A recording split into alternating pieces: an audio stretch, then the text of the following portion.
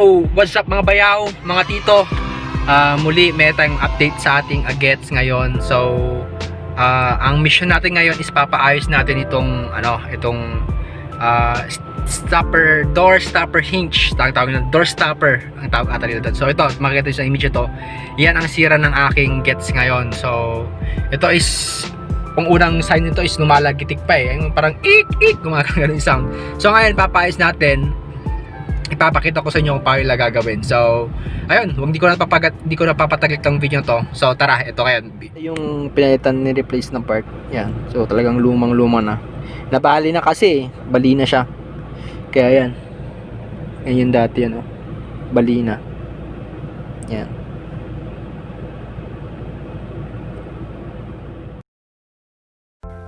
So, ayun no guys, no, kung makikita nyo, tinatouch nila kuya yung mga screw niya dyan sa gilid.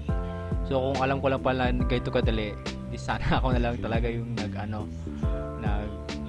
nito at naglagay ng hinge stopper. Pero ayan, makikita nyo, tinatanggal nila, pinapaklas nila yung sa side ko. Iniingatan nila dyan kasi andyan yung mga main controllers ng mga windows at saka yung sa lock ng window natin. So ayan, tinanggal yung plastic dyan para makuha at matitouch yung sirang hinge stopper natin. So kung makikita nyo dyan, yan.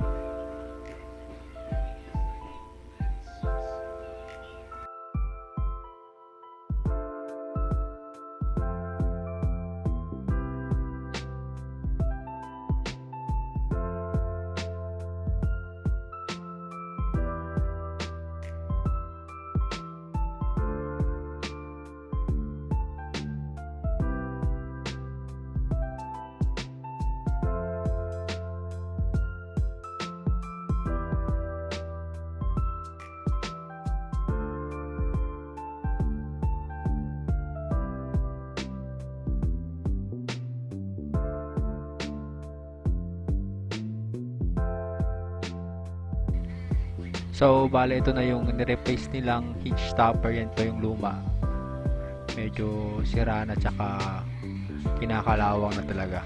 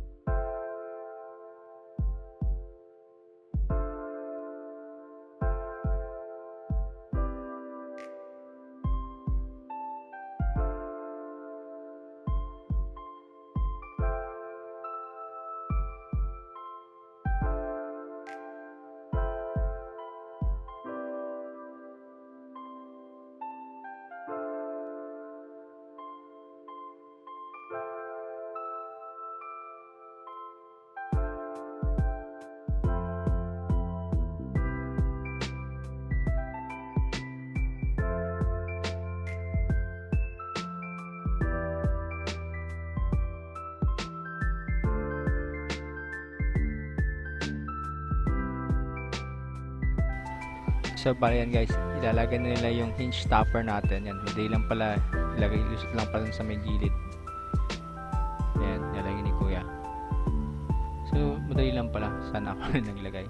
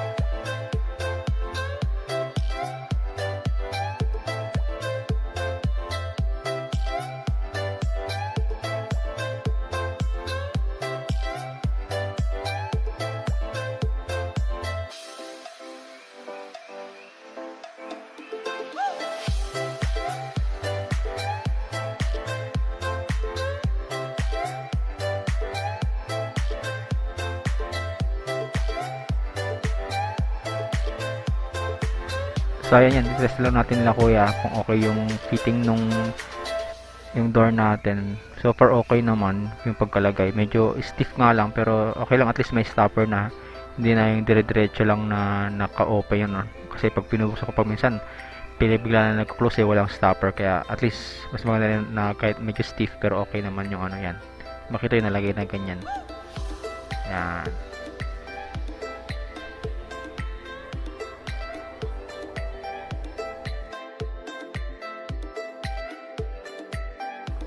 So ayan, binabayan ko yung door natin. May wire yan sa likod kaya inilagay niya yan. Tapos ito na lang yung lumang hinge stopper natin. Kung makikita nyo, kinakalawang na talaga at bibigay na. So ito yan, tingnan nyo na. Yan yung putol. Makapansin nyo.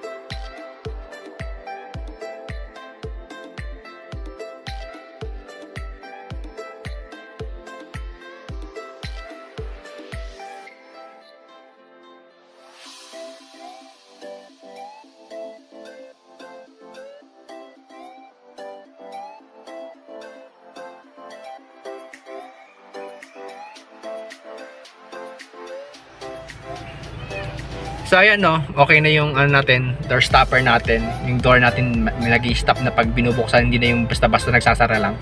So ayun, maraming salamat pala sa MR, ano yan, paano ito? MR Auto Hub. Maraming salamat sa inyo.